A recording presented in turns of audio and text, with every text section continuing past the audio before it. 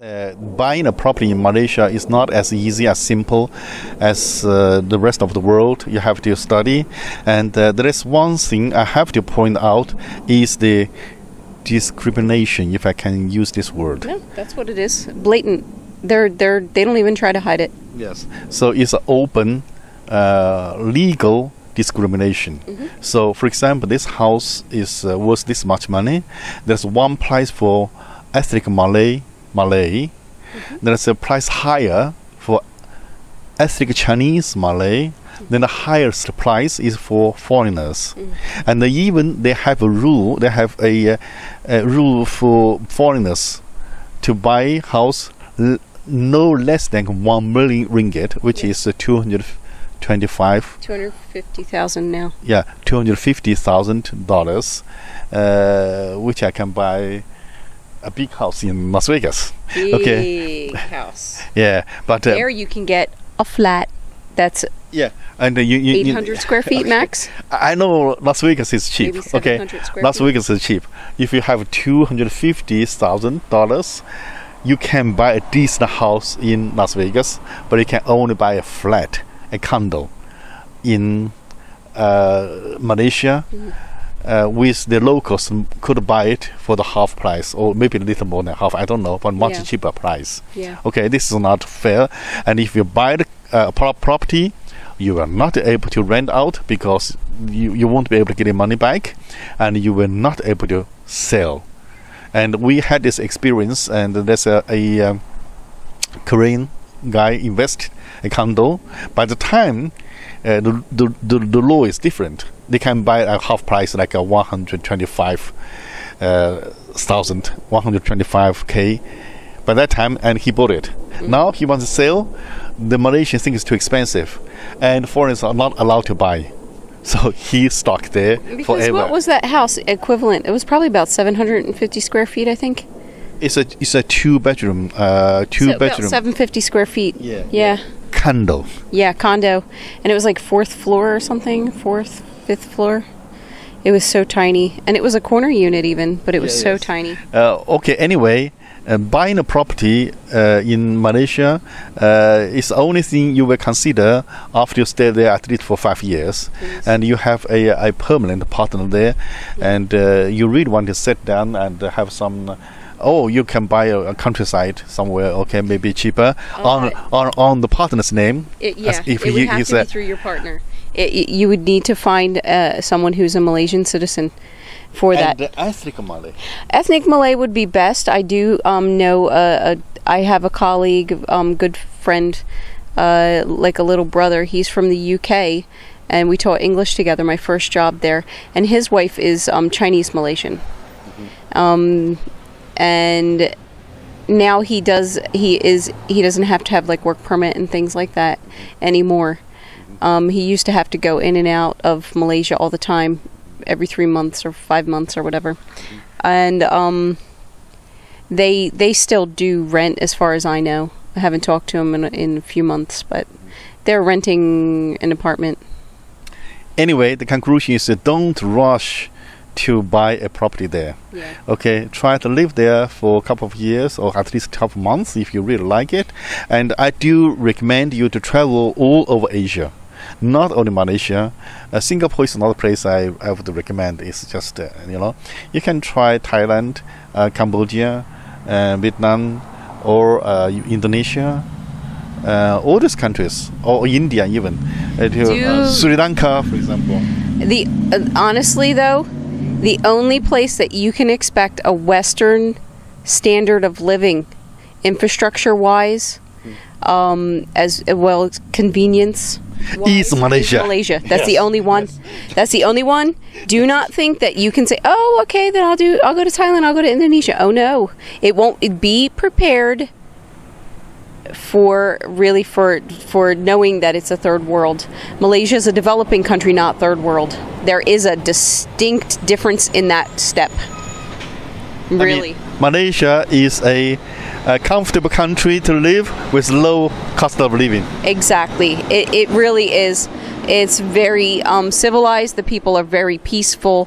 The infrastructure is great. People, I don't know, people are, they have manners, they have hygiene, all of these things, but you go to other places and don't expect that. Please don't expect that. Don't expect the toilet that's clean. But in Malaysia, yes. I will cut the country names because people will not like this. Sorry, it's the truth though. Okay. So the idea will be like you rent a place in Malaysia, you basically stay there, then you can travel around a little bit. Yeah, that's actually what's really wonderful about it. So if that's your goal, if your goal is simply to save money by moving to a foreign country, that's not practical. You have to be able to handle the weather. You have to be able to handle the fact that not everybody's going to speak English. You have to have the money to do it, to actually be legal to stay there. Okay, because you have to prove that you got a lot of money. This is not about a $500 a month living. You have to have a certain amount of savings to even be able to do it. You have to figure out how to do it. But that is a perk that you'll get to travel all around. Do not think you're going to go to Malaysia and retire there and find a girlfriend, because that's not what Malaysia's about. You can find a girlfriend in Thailand every day, okay? Every day a new one. Don't look at Malaysia as that. It's not a loose country. It's not a loose, socially loose country. I'm not trying to say anything bad about other countries, but that, or I'm not trying to pass a judgment. I'm just trying to impress upon foreigners that it is a conservative country. Yes. I say it again, you can pick up one or two or even more in Thailand or Philippines, no problem, but you watch your wallet, watch your money, because... Guess he learned the hard way. No, not me, but because I have seen, not so many, but quite a number of homeless white guys. You did an interview. Yes. You interviewed a man from Australia, I think.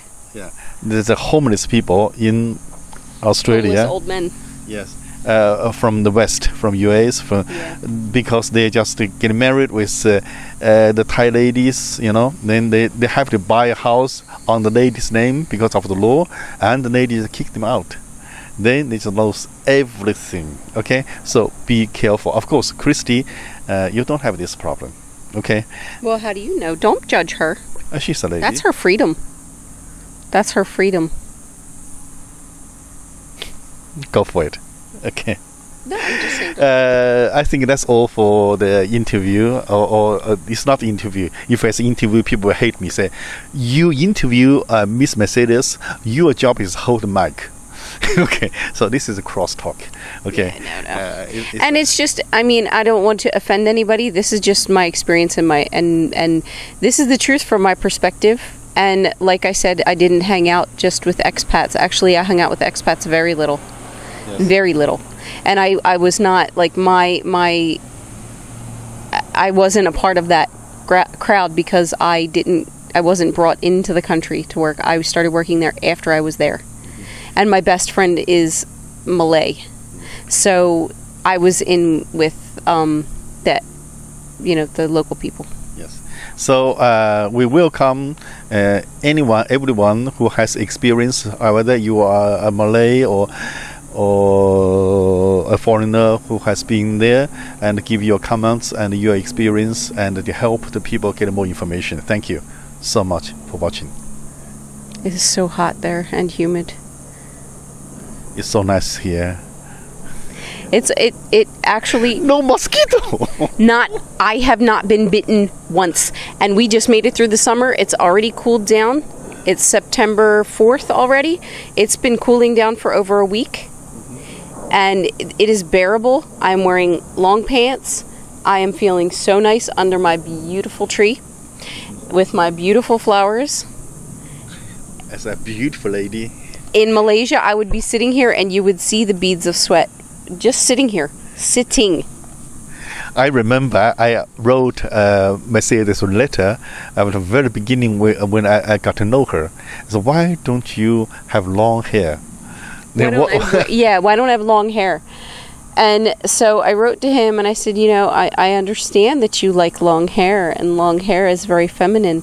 Said, and I just cut my long hair that I had for years because I always ended up putting it up anyway because it's like a blanket on your neck because it's 80% humidity.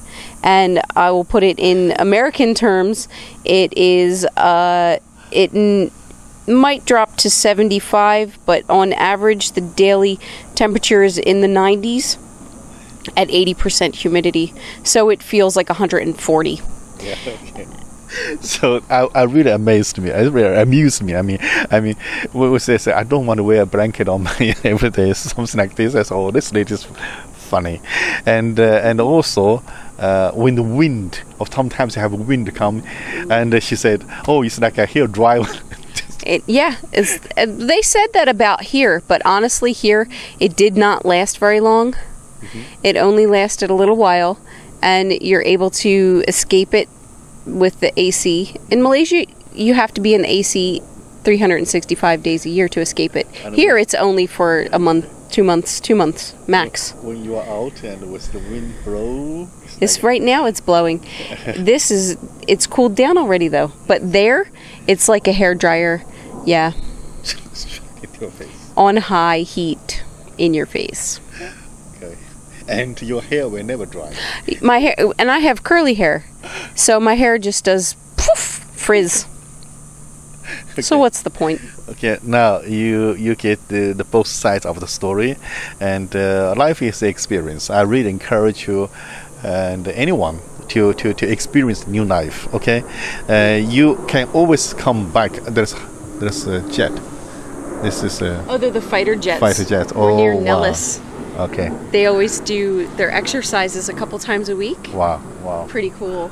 Oh, cool. Okay. Oh, it is. Anyway, hey, we are safe here. Okay. Anyway, we really encourage you to do some new experience. You can always come back. You don't have to marry Malaysia. Okay. No. Yeah, that's it. And actually, you know what? I wouldn't forgo my time there. I think it was a great experience. So, but you know, I didn't realize how much I didn't plan on coming back to the States. I didn't, and circumstances went that way. And I had been away for 10 years. And wow, the first time when I got off the plane, it was in Seattle. You were there, huh? And it's like they knew, and got a big old smile and a welcome home, and I just was wow. And I felt the difference, and it wasn't just psychological. It was a difference of the air is a different quality here. Even in Seattle, the air is a different quality. And then in Las Vegas, it's just beautiful. Yes, I remember that in the very beginning, the first time I took my series back to the States after 10 years. Sometimes, because I always think that she's American, so everything she knows. 10 years, okay, I hadn't been back to visit, not even visit. Then, because I had education here, I have been in school, 3 schools here. He's been here sooner than, more recently than I had. Yes, sometimes I start to feel like that. I took a foreigner to the States. Okay, I'm the local. So anyway, but actually, Vegas is a really great place to be, to not be sure, because everybody's here to help you. That's what's great. It's a tourist town. There's another video about why Vegas rocks. Yes. Vegas okay, rocks. Another. And I think you have had enough, and lady has enough. She's beautiful. Look at her. She's beautiful. Okay, nice. Okay, so goodbye and goodbye. Hey guys. No, I was just looking for the planes again. We get stealth bombers overhead. Cool. Good interview.